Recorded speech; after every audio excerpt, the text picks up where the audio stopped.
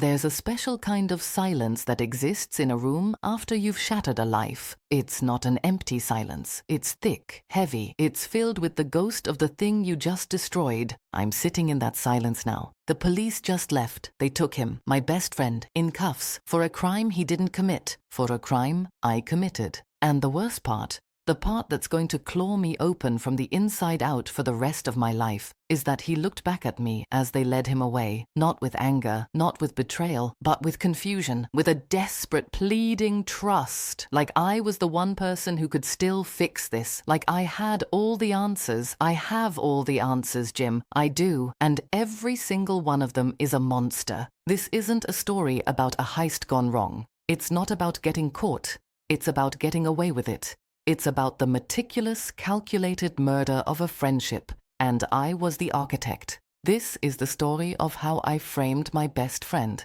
And why?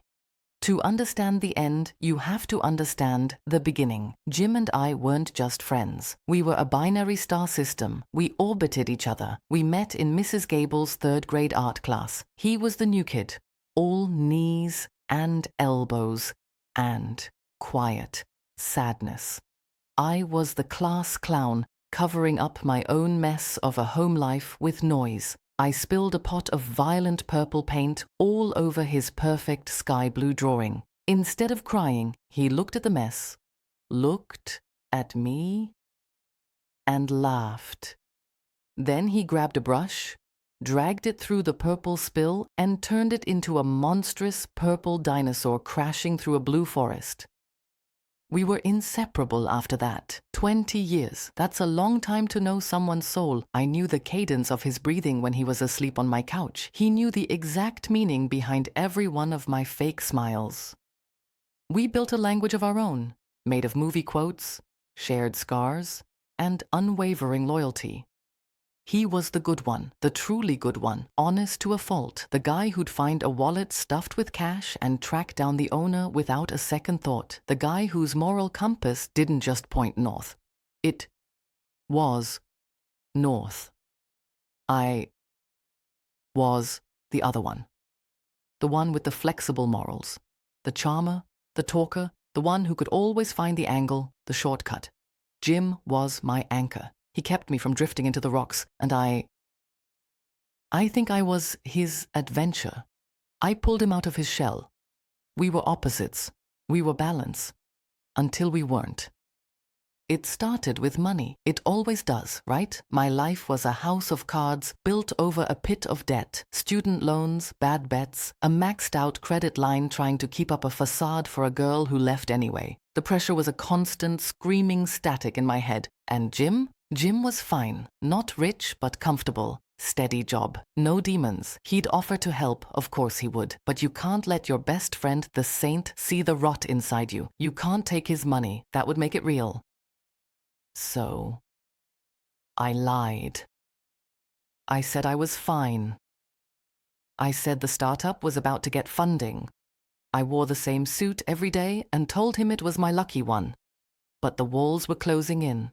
Then, my job. I was a junior project manager at a sleek, soulless tech firm called Ethereum. My boss, Julian Croft, was a piece of work, a wolf in a Brunello Cucinelli suit. He'd made his millions by stepping on necks and stealing ideas.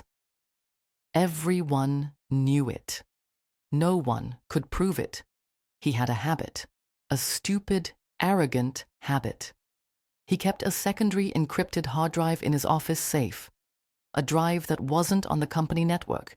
Everyone in the inner circle knew about it. It was where he kept his personal projects, which was corporate speak for the ideas he'd appropriated from interns and the off-the-books deals he was making. The safe's combination, his daughter's birthday. He'd said it once, drunk on expensive scotch at a company party, bragging about how he never forgot it. I remembered. The plan didn't form all at once. It crystallized, like a poison slowly freezing into a perfect, deadly shard. Ethereum was finalizing a merger, a huge one, millions of dollars in play. Julian's little off-book deals were a landmine. If the wrong file on that drive got leaked to the wrong people, the merger would vaporize. Julian would be ruined. And someone would pay a lot of money to make that leak happen. I knew a guy who knew a guy.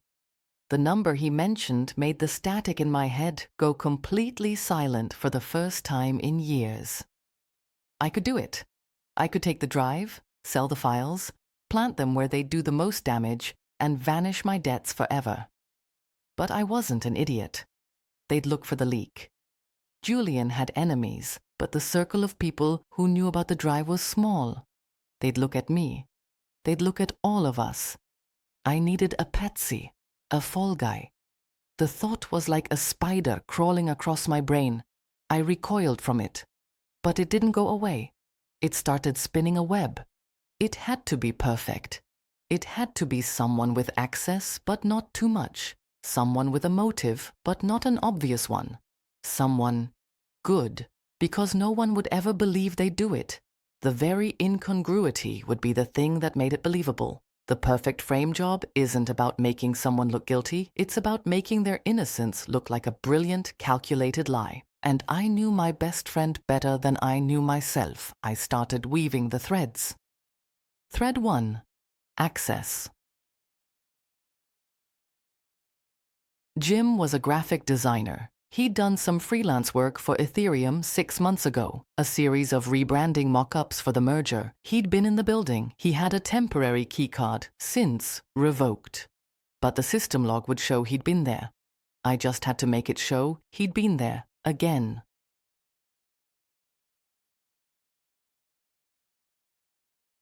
Thread 2. Motive. This was the elegant part. Jim was good, but he was also proud. And 6 months ago, Julian Croft had treated him like dirt, dismissed his designs in a meeting, called them pedestrian, and lowballed him on the fee. Jim had vented to me for a week. It was the angriest I'd ever seen him.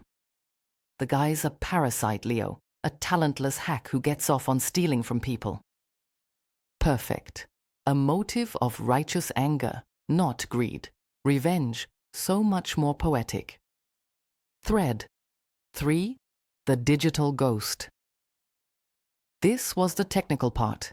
Jim is a creature of habit. He uses the same password for everything he considers low security. His Netflix, his music streaming, his personal email, the one I had access to, because we shared a family plan for cloud storage. It's cheaper, man, I'd said. Just use my login. I logged into his email from a public terminal at the library, wearing gloves. I found an old, buried email thread with Julian's assistant about his freelance work. I forwarded it to Julian's personal email address, the one he used for his shady deals, with a new message added at the top from Jim's account. Julian, been thinking about our conversation. You were right. My work was pedestrian. But I've had some new ideas about the merger branding. Would love to stop by and show you sometime next week. Maybe Tuesday evening? Let me know. Jim Star. A harmless email, an olive branch, setting up an alibi for why Jim might be in the building on a specific night. Thread 4. The physical plant. The masterstroke. Jim had a USB drive. A stupid novelty drive shaped like a pixelated video game character from a game we loved as kids. He always carried it on his keychain. A lucky charm. He'd let me borrow it a dozen times. I bought an identical one online. The night of the leak, I stayed late. The office was empty. My heart wasn't even pounding. It was like I was watching myself from the ceiling. I went into Julian's office. I spun the safe lock, 0412. His daughter's birthday. The door clicked open. The hard drive was there, sleek and black. I took it. I also took a single monogrammed cufflink from the jar on his desk. Julian was always losing them. I copied the entire contents of the hard drive onto the duplicate USB drive. Every scandalous email, every stolen schematic, every hidden financial transfer. Then I wiped the original drive and placed it back in the safe. It was now a useless brick. The only copy of Julian's Empire of Dirt was on the little pixelated USB in my pocket. I went to the server room. Using my admin privileges, I accessed the keycard log. I found Jim's old, deactivated card number and wrote a new entry, placing him in the building at 8:17 p.m. that night. A ghost in the machine. Then I went home. To Jim. He was on my couch, exactly where I knew he'd be, playing a game. The picture of innocence. "Hey man," he said, not looking away from the screen. "Where'd you disappear to?" I was gonna order Thai.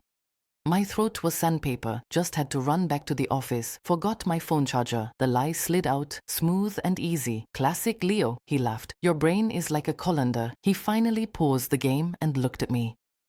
His face fell. "You okay? You look pale." He could always read me. Always. The one flaw in my perfect plan, his knowing me. Yeah, just Julian being a jerk. The usual. I forced a smile. "Hey, can I borrow your keys? I think I left my bike lock at the office too. I'll grab the tie on the way back." "Sure," he said, tossing me his keychain without a second thought. The trust was absolute. It was a physical weight in my hand.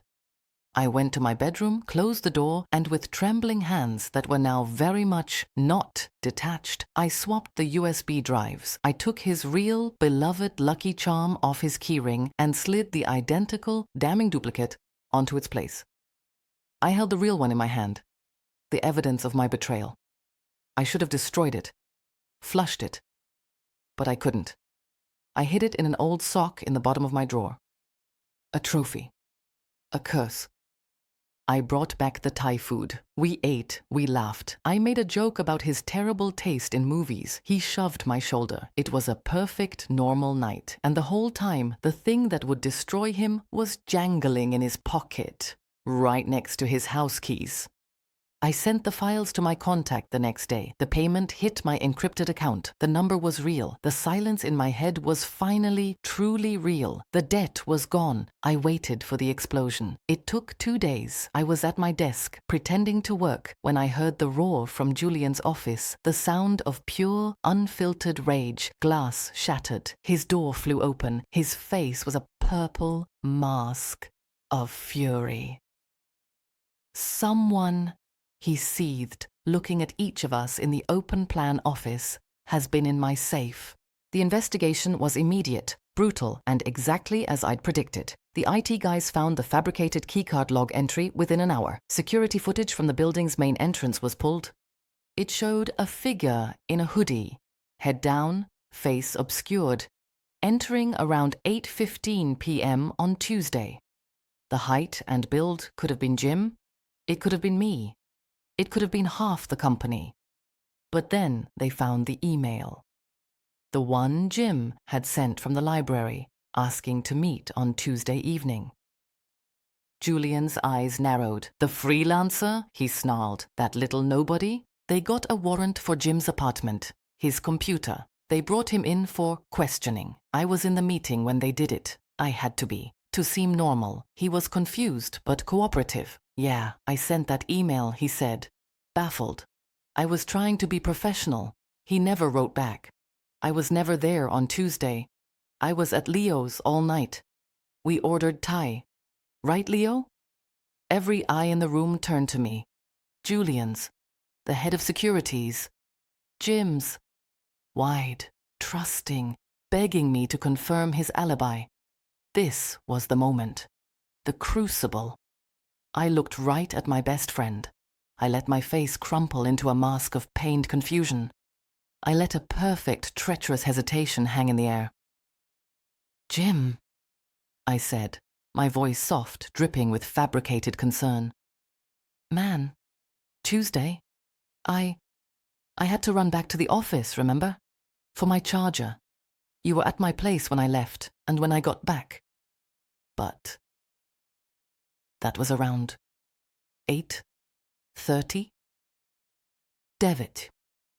It was a masterpiece of misdirection. I confirmed he was at my place, but I carefully, surgically created a window of time where he could have left, a window that perfectly matched the timestamp on the security footage.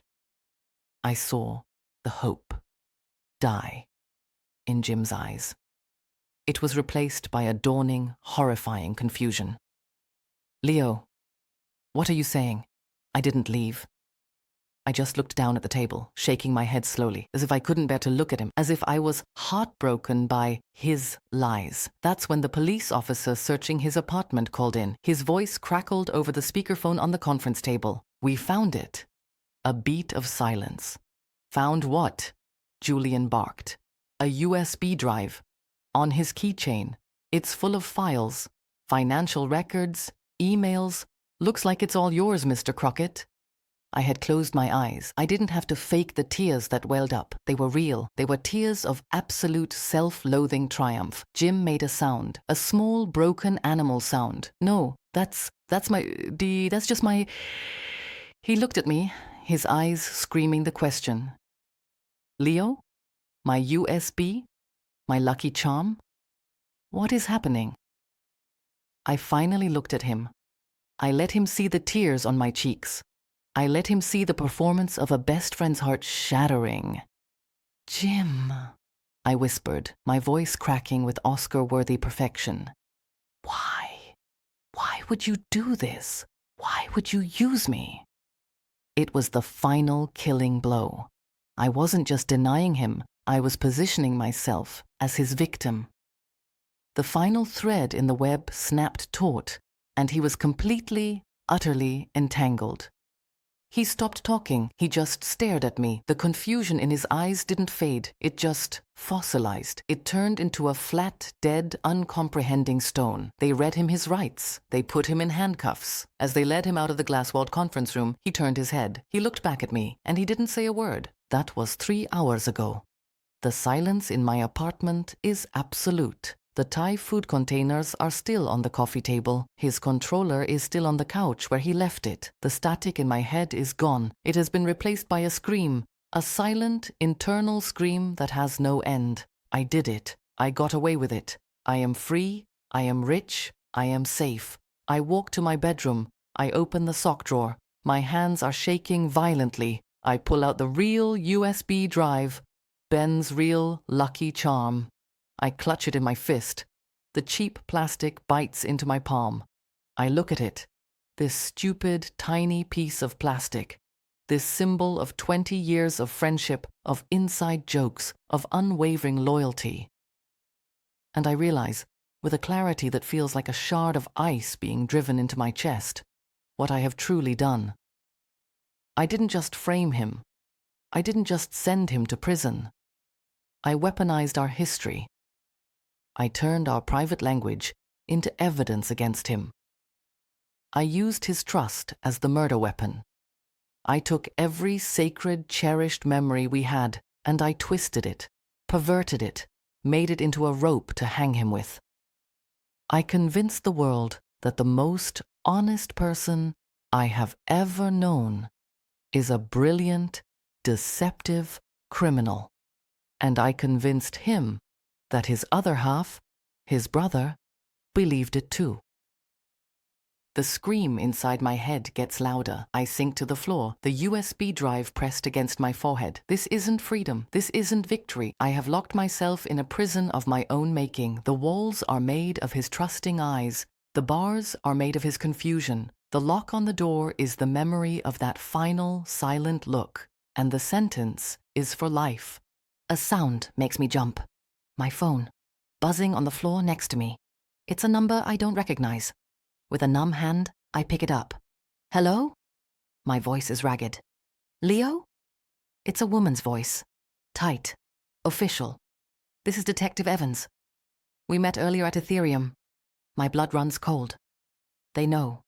They already know. This is it. The flaw I missed. The thread I didn't tie off. The scream in my head reaches a fever pitch. Yes? I stammer. We're still processing Mr. Walsh's apartment, she says. Her tone is unreadable. We found something. Something I think you should see. The sock. I left the real USB in a sock. They found it. They know I swapped them. My mind races, constructing denial upon denial. It's over.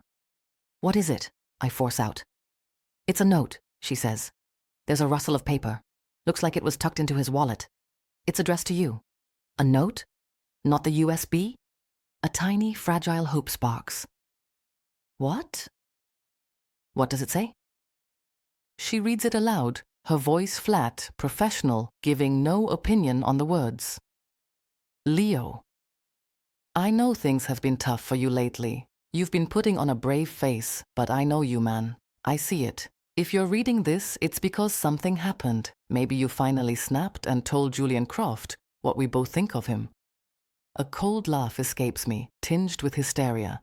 The irony is so brutal, it's physical.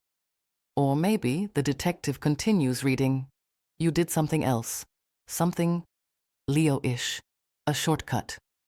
I don't know. But whatever it is, whatever trouble you're in, I've got your back. No questions asked. That's what brothers are for. We'll figure it out. Always do. Jim. The detective stops reading. The world stops turning. The silent scream in my head vanishes.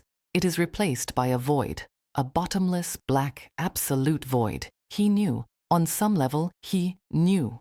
He knew I was capable of this. And he wrote that note. He promised to have my back. No questions asked. He pre-forgave me for the very thing I was about to do to him. I had framed him for a crime of revenge, but his final preemptive act was one of ultimate unconditional loyalty. My perfect crime wasn't. The one variable I could never account for, the depth of his heart, the sheer impossible scale of his goodness. I had designed everything. I had controlled every variable, but I had never once considered that my fall guy would willingly lie down on the tracks for me. Mr. Croft is not happy, the detective says, her voice cutting through the void. He's pushing for maximum sentencing. This note, it's interesting. It shows premeditation, but not for theft, for loyalty. It complicates the motive. We'd like to talk to you again tomorrow. Your friend isn't saying anything. He's just silent. She says something else, but I don't hear it. The phone slips from my hand and clatters on the floor. I look at the fake USB drive in my hand. I look at the ghost of my best friend on my couch. I thought I had imprisoned him, but he is free. He is free in a way I will never, ever be. He is encased in the armor of his own goodness, and my lies just shatter against it. I am the one in chains. I am trapped in a hell of my own design, and the warden is my conscience, and the torture is that note. I've got your back. No questions asked. The words are a brand on my soul. I stand up. The decision forms not as a thought, but as a certainty. A final, desperate act to maybe, just maybe, stop the screaming. I walk to my laptop. I open a blank document. I begin to type. To Detective Evans. Subject, full and complete confession. My name is Leonardo Vance. On the night of October 12th, I committed burglary and corporate espionage at Ethereum Industries. I alone am responsible. Jimmy Walsh is completely innocent. I planted the evidence. I fabricated the digital trail. I lied to you all. I detail everything, the safe combination, the duplicate USB drive, the library computer, the keycard log manipulation. I hold nothing back. At the bottom of the email, I attach a file, the contents of the real USB drive, the proof. My hand hovers over the trackpad. Over the send button, I thought, this won't save me. It won't redeem me. Jim might never speak to me again. I will go to prison. I will lose everything. But for the first time since this began, my hand is not shaking. I took his freedom, his reputation, his trust. The only thing I have left to give him is the truth. And so, I give it. I click send. The air leaves my lungs in a long, shuddering sigh. It's done. In the silence that follows, I can almost hear it. Faint like a faraway echo. The sound of a cell door opening. But for who?